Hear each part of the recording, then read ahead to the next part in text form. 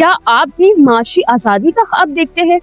क्या आप चाहते हैं कि आपका आज आपके कल को बेहतर बना सके? तो फिर आप सबके लिए एक खुशखबरी है। पीएसएमयू लेकर आ रहा है आपके लिए एक ऐसा प्लेटफॉर्म जहां सीखना भी है, कमाना भी है और तरक्की का सफर भी शुरू करना है। यहाँ आपको स्टॉक मार्केट से मुतालिक शॉर्ट टर्म कोर्सेज सिखाए जाते हैं। ये कोर्सेज ना सिर्फ आपको ट्रेडिंग में माहिर बनाते हैं बल्कि हकीकी मार्केट में काम करने के लिए तैयार भी करते हैं। चाहे आप स्टूडेंट हो, बिजनेसमैन हो या नौकरी की तलाश में हो, पीएसएमयू आपको दे रहा है एक नया मौका, नया रास्ता। हम ना सिर्फ आपको सिखाते हैं बल्कि सीखने के बाद आपको मुलाजमत के मौके भी फराहम करते हैं। ये वक्त है कदम बढ़ाने का, फैसला करने का और अपने ख्वाबों को हकीकत बनाने का। तो फिर इंतजार किस बात का है?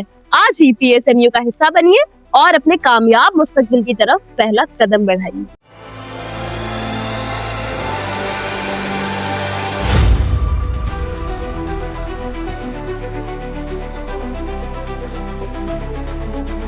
अस्सलाम वालेकुम, मैं हूं नादिया अनवर और आप देख रहे हैं पाकिस्तान शेयर मार्केट अपडेट्स। नाज़रीन, जिस तरीके से स्टॉक मार्केट को समझने के लिए हम इकोनॉमी को देखते हैं, हम फंडामेंटल्स को देखते हैं, इसी तरीके से जो है टेक्निकल एनालिसिस भी उतनी ही ज़रूरी होती है। और उसमें जो होते हैं कुछ इंडिकेटर्स होते हैं, कुछ टूल्स होते हैं और उनके बारे में जानना बहुत ज़रूरी है। और आज हम इसी हवाले से जो है आज एक टूल के हवाले से जो है जानेंगे, उसको स्टडी करेंगे और देखेंगे कि इस टूल से क्या जो है वर्किंग हो सकती है, किस तरीके से वो हमें जो है टेक्निकल एनालिसिस में हेल्प आउट कर सकती है।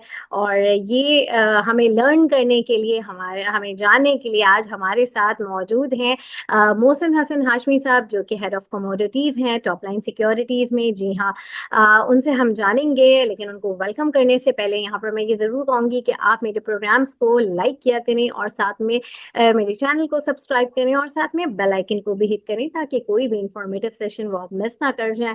और इसके अलावा आपने इसको शेयर करना है सबके साथ ताकि लोगों को इन्वेस्टमेंट की और साथ ही साथ फाइनेंशियल मार्केट की अवेयरनेस हो। तो चलिए जी, चलते हैं अपने गेस्ट की तरफ, उनको वेलकम करते हैं और उनसे सीखते हैं। अस्सलाम वालेकुम सर। वालेकुम नादिया। कैसे हैं सर, आप ठीक हैं? अल्हम्दुलिल्लाह।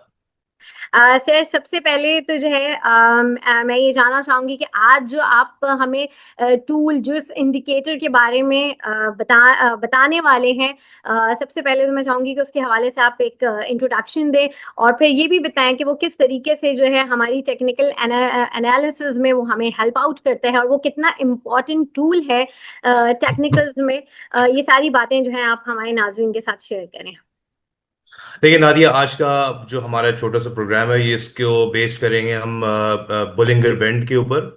और ये बेसिकली एक टेक्निकल एनालिसिस के हवाले से एक टूल है जिसको मैंने खास इसको आज सिलेक्ट करने का मकसद ये है कि हम्म। इसको काफी अरसे से मैं ऑब्जर्व कर रहा हूँ सोशल मीडिया के ऊपर भी। इसको लोग जो यूज करते हैं, इसकी एप्लीकेशन थोड़ा सा जो है वो गलत तरीके से इसको वो करते हैं। और मैंने कहा कि एक जनरल पब्लिक के लिए भी एक हमारा जो ये एक प्रोग्राम होगा उससे काफी हेल्प मिलेगी, क्योंकि खासतौर पर लोग जो स्टॉक मार्केट को फॉलो कर रहे होते हैं, टेक्निकल्स को देख रहे होते हैं, तो उनके लिए एक जो थोड़ा सा लर्निंग फेज है, जो कुछ अगर कोई गलती हो रही है तो उसको करेक्ट किया जाए। बोलिंगर बैंड बेसिकली आज उसको हम देखेंगे, तो मैं यहाँ पर चार्ट्स के थ्रू उसको थोड़ा सा एक उसके बारे में बताता हूँ कि किस तरह प्राइस और क्या बेसिकली उसके हवाले से मिथ्स हम्म। हैं जो कि एक तरह से गलत थोड़ा सा एक परसेप्शन बन रहा है। तो ओके। उस चीज को थोड़ा सा करेक्ट वे में किस तरह इसको रीड करना चाहिए और किस तरह दूसरे इंडिकेटर के साथ कॉम्बिनेशन में बना के हमें ये एक अच्छी जो है वो एंट्री और एग्जिट्स बता सकता है। सही, बिल्कुल। तो ये मैं स्क्रीन शेयर कर रहा हूँ नादिया। ओके जी, स्क्रीन अच्छा शेयर जी, कर। यहाँ पर अगर हम देखते हैं, ये हमारे पास इस वक्त जो है वो क्रूड ऑयल का यहाँ पर हम चार्ट देख सकते हैं। बिल्कुल। इसके ऊपर हमने यहाँ पर प्लेस किया हुआ है बुलिंगर बैंड। अगर किसी को प्लेस नहीं करना आता तो यहाँ पर हम जो है वही ट्रेडिंग व्यू का टर्मिनल है, इसके ऊपर हम जाएंगे, इंडिकेटर सेक्शन में जाके बुलिंगर बैंड सेलेक्ट करेंगे। अच्छा देखिए, बुलिंगर बैंड बेसिकली होता क्या है, वो आपको एक तरह से एक प्राइस की जो है वो रेंज बता रहा होता है। इसके ये बेस करता है, एक मिड बैंड होता है, अपर बैंड होता है। ये ऊपर वाली लाइन जो यहाँ पर हम देख सकते हैं, ये अपर बैंड है, मिड बैंड है, और जो है वो ये एक लोअर बैंड है।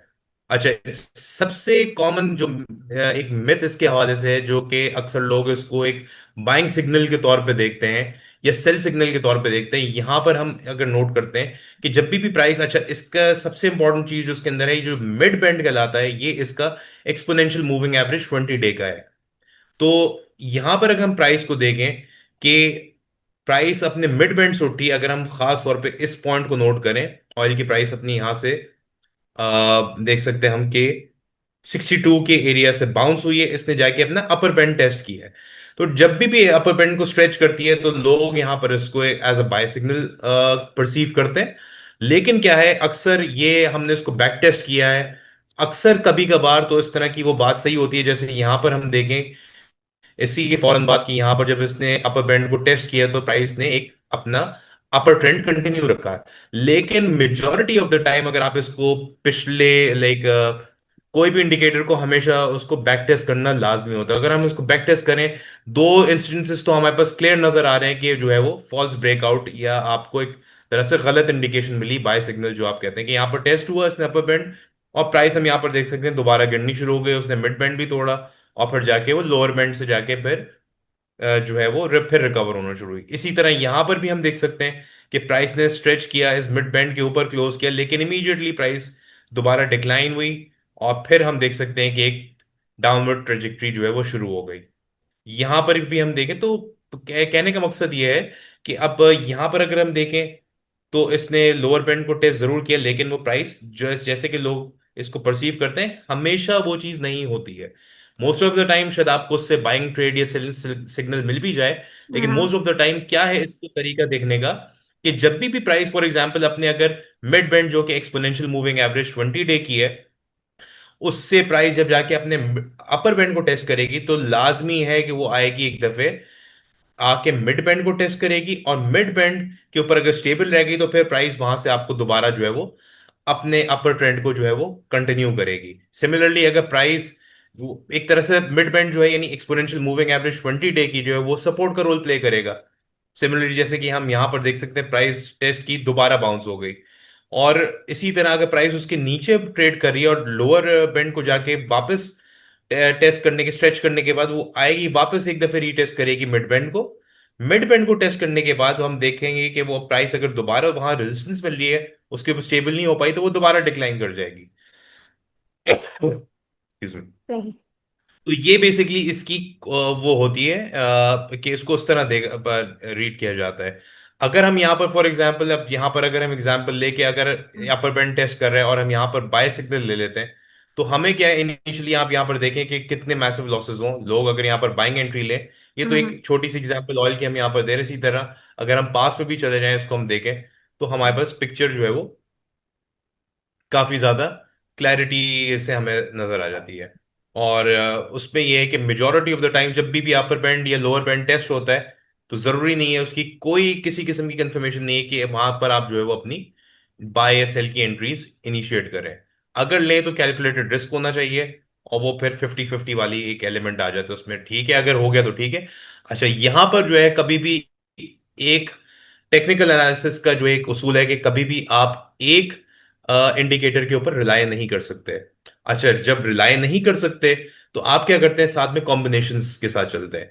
तो बोलिंगर बैंड के साथ अगर हम कॉम्बिनेशन में रखें एमएसीडी को, तो वो हमें एक एक प्रॉपर जो है वो बाय और सेल की एग्जिट सेल की सिग्नल्स यहां पर हमें प्रोवाइड कर सकता है। अब जैसे कि फॉर एग्जांपल हम देखते हैं यहां पर कि बोलिंगर बैंड से प्राइस जो है वो मिड बैंड से ऊपर जो कि EMA 20 है, उसके ऊपर प्राइस अगर आगे स्टेबल हुई, एमएससीडी के ऊपर हम देखते हैं कि यहां पर हमें क्या, जब भी रेड से हिस्टोग्राम जो है इसका ग्रीन में कन्वर्ट होना शुरू हो, तो वहां से हमें बाय सिग्नल मिलता है मिड बैंड के ऊपर। कंडीशन ये है कि प्राइस हो आपकी, तो वो टारगेट करेगी इमीडिएटली जाके अपर बैंड को, और इसी तरह वो कंटिन्यूशन जब तक प्राइस अपने मिड बैंड के ऊपर रहेगी तो आपकी वो ट्रेड एक्टिव रहेगी। और यहां पर हम देख सकते हैं कि अगर हम खाली इस पोर्शन को यहां पर देखें तो यहां पर हमें इसी तरह मिड बैंड के ऊपर एमएसीडी का हिस्टोग्राम जब पॉजिटिव होगा रेड से ग्रीन में और प्राइस मिड बैंड के ऊपर, तो वो अपर बैंड को टारगेट करेगी, तो यहां से हमें एक बाय सिग्नल मिलता है। सिमिलरली अगर हम इसको ऑपोजिट करें कि ग्रीन से प्राइस जब रेड में कन्वर्ट होगा हिस्टोग्राम, और मिड बैंड से प्राइस नीचे स्टेबल होगी तो वो जाके लोअर बैंड को टेस्ट करेगी और उसको बाज दफे स्ट्रेच भी करने की कोशिश करेगी। तो वो आपको वहां से जो है वो एक तरह से सेल सिग्नल ड्राइव होता है। अगर प्राइस दोबारा बाउंस होकर टेस्ट कर रही है तो EMA 20 जो मिड बैंड है वो एक रेजिस्टेंस का रोल प्ले करता है। तो यहां पर हम कैटेगोरिकली इसको देख सकते हैं। ये हमें जैसे कि यहां पर हमने देखा, प्राइस ने लोअर बैंड टेस्ट किया, उसके बाद दोबारा प्राइस गई ऊपर, बाउंस हुई। इस एरिया में स्पेसिफिकली आप देखें रेजिस्टेंस मिली, EMA 20 को रीटेस्ट किया। हम्म। जैसे कि मैंने आपको बताया था कि प्राइस मिड बैंड से वापस जाएगी लोअर बैंड को, अगर बेरिश ट्रेंड में होगी अपर लोअर बैंड टेस्ट करने के बाद फिर मिड बैंड पे आकर रीटेस्ट करेगी, फिर अगर स्ट्रेंथ होगी तो वापस वो जो है वो गिर जाएगी। अगर उसमें ब्लेक ट्रेंड में स्ट्रेंथ नहीं होगी तो फिर वो ट्रेंड बेसिकली आपका चेंज होना शुरू होगा। अब यहां पर हम देखते हैं कि अगर बुलिश ट्रेंड की बात करें, इसके ऊपर स्टेबिलिटी आई, प्राइस यहां पर हम देख सकते हैं कि मिड बैंड के ऊपर स्टेबल रही और हमें एक शार्प प्राइस मिला। और यहां पर हम देख सकते हैं कि हमें एंट्री कहां पर मिल गई थी, यहां पर क्लोज हुआ है और यहां से जी। रेड से हिस्टोग्राम ग्रीन में कन्वर्ट होना शुरू हुआ। तो हमारे पास एक बाय सिग्नल आ गया कि यहाँ पर हम बाइंग एंट्री ले सकते हैं और टारगेट जो है वो अपर बैंड का एरिया जो है वो बनेगा।